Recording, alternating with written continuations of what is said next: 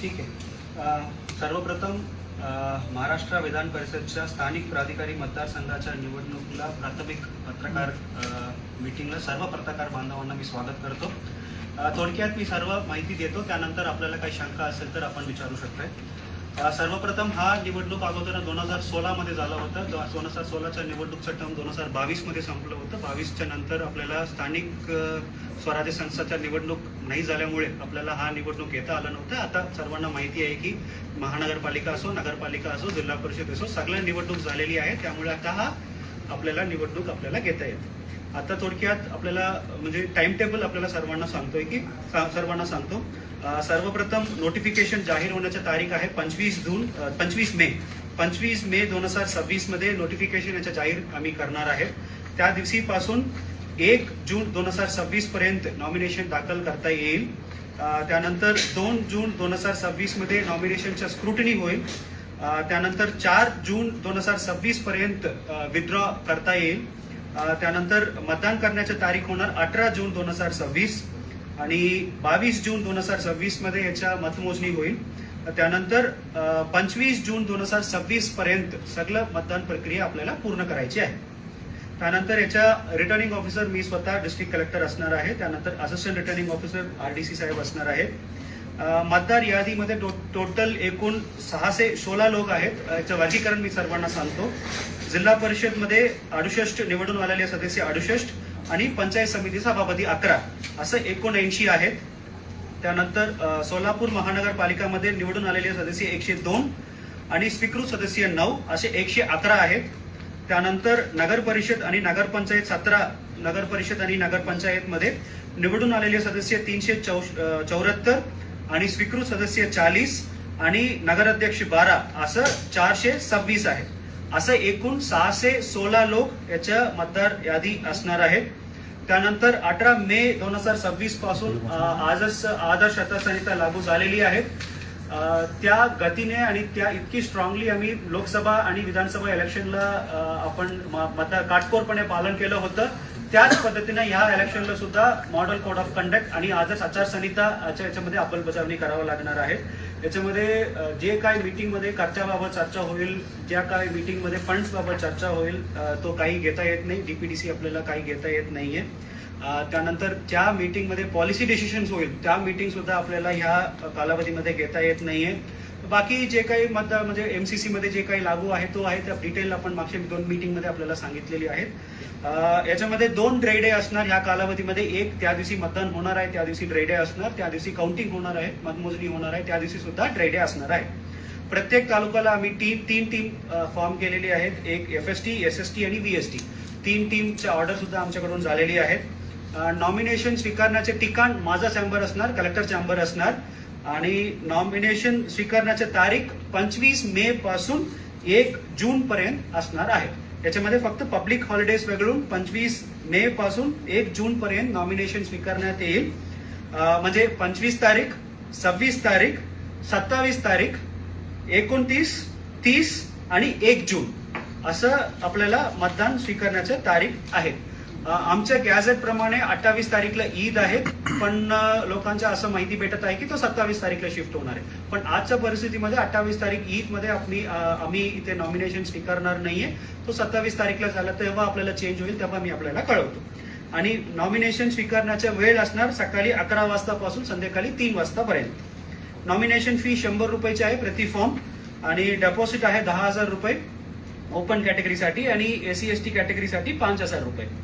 आणि मतदान केंद्र आम्ही 6 तयार केलेली आहेत. प्रत्येक SDM ऑफिस म्हणजे प्रांत ऑफिस मतदान केंद्र असणार आहे आणि केंद्र अध्यक्ष स्वतः तहसीलदार असणार आहेत.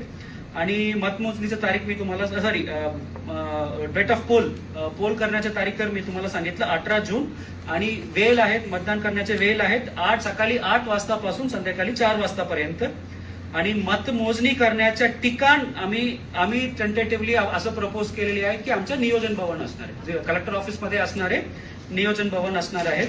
या व्यतिरिक्त 2-3 विषय मी सर्वांना सांगायचे जनरल सूचना. मी अगोदर सांगितल्याप्रमाणे ज्या गतीने इतकी स्ट्रिक्टली आम्ही आदर्श आचारसंहिता आम्ही मागच्या लोकसभा निवडणूक आणि विधानसभा निवडणूक मध्ये आम्ही काटकोरपणे पालन केलं होतं.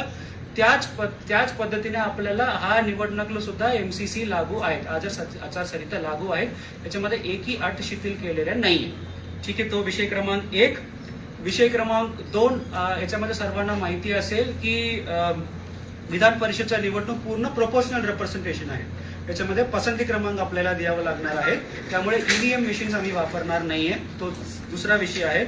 आणि तिसरा विषय, आज संध्याकाळीपर्यंत अजून 2 विषय आहेत. एक, याच्यामध्ये स्वीकृत सदस्य आहेत आमच्या महानगरपालिकामध्ये 9 आणि नगर परिषद आणि नगरपंचायतमध्ये 40 असे 49 स्वीकृत सदस्य आहेत.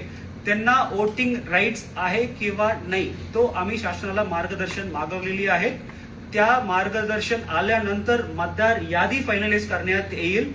मतदान यादी फायनलाइज झाल्यानंतर आम्ही आमच्या 10 राजकीय पक्ष आहेत, सगळ्यांना आम्ही एक कॉपी देणार आहोत. या व्यतिरिक्त तहसील कार्यालय, BDO ऑफिस, त्यानंतर नगरपालिकाचं CO ऑफिस, महानगरपालिका, त्यानंतर RO चॅम्बर म्हणजे माझा चॅम्बरच्या बाहेर आणि जिल्हा परिषद, हे सगळ्या ठिकाणी आम्ही पब्लिश करणार आहे. ठीक आहे, असं आमचं नियोजन आहे. मतदानाचा अधिकार नाही आहे, अजून फायनल नाही म्हणतात. हा, आता आम्ही पुणे जिल्हाधिकाऱ्यांनी मार्गदर्शन मागवलेले आहेत. आम्ही सुद्धा आता मार्गदर्शन मागवणार. तुम्ही मतदानाची संख्या जाहीर केली, तर स्वीकृत पकडले. हा, मी स्वीकृत पकडून तुम्हाला सांगितलेली आहे. पण मी तुम्हाला RO हँडबुक मध्ये असं लिहिलेलं आहे की मी तुम्हाला अंग्रेजीमध्ये वाचून दाखवतो. The facility of being enrolled in electoral rolls and voting in elections extended to ex officio and nominated members is subject to the conditions provided in the state laws. तर आम्ही मार्गदर्शन मागवलेली आहेत, आल्यानंतर कन्फर्म होईल. मतदान अधिकार आहे असं माहिती मिळते. वरिष्ठ अधिकाऱ्यांना मतदानाचा अधिकार आहे असं म्हणतात. येस येस येस, म्हणजे आज संध्याकाळीपर्यंत येईल या उद्या सकाळीपर्यंत येईल. आल्यानंतर मी आपल्याला कळवतो. नाही, ते आता डिटेल माहिती येईल, कारण हे 2016 नंतर इलेक्शन झाले नाही, त्याच्या माहिती आता येतील. कारण काय ह्या विधानसभेच्या या निवडणूक मतदानाची घोडेबाजार मोठ्या प्रमाणात होते, त्याच्यावर तुम्ही आचारसंहितेचं नियम म्हणून कसं कंट्रोलिंग? येस, आचारसंहिता तर मी अगोदर सांगितलेले आहे, तो खूप काटकोरपणे आपल्याला पालन करावं लागेल. आम्ही FST, SST आणि VSTची टीम तर आम्ही केलेली आहेत. या व्यतिरिक्त आम्ही आज कमिशनर सर आणि SP सरांच्या सुद्धा आम्ही मीटिंग घेणार आहोत.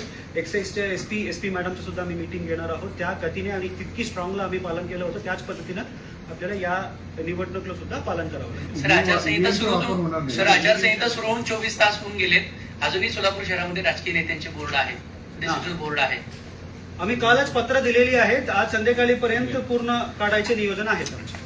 आणि सर, उमेदवारी अर्ज भरताना काय निकष आहे त्यामध्ये, तो कोण असावा किंवा त्यासोबत किती जणांचं सूचक अनुमोदक असावे?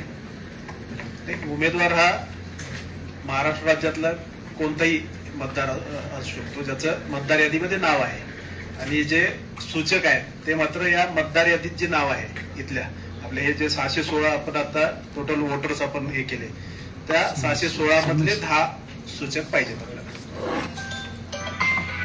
सर, प्रशासकीय बैठका होतील का सर आचारसंहितेमध्ये? प्रशासकीय मिटिंग असेल, लोकल बॉडीच्या रुटीन जरी बैठक असतील तरी त्या without permission of district collector त्या होणार नाही. त्यामध्ये पॉलिसी डिसिजन घेतले जातील किंवा खर्चासंदर्भात ते होईल, त्या मीटिंग होणार नाही. मी अगोदर सांगितल्याप्रमाणे ज्या मीटिंगमध्ये खर्चा संदर्भात डिस्कशन होईल, पॉलिसी डिसिजन्स होईल, त्या मीटिंग घेता येत नाहीये.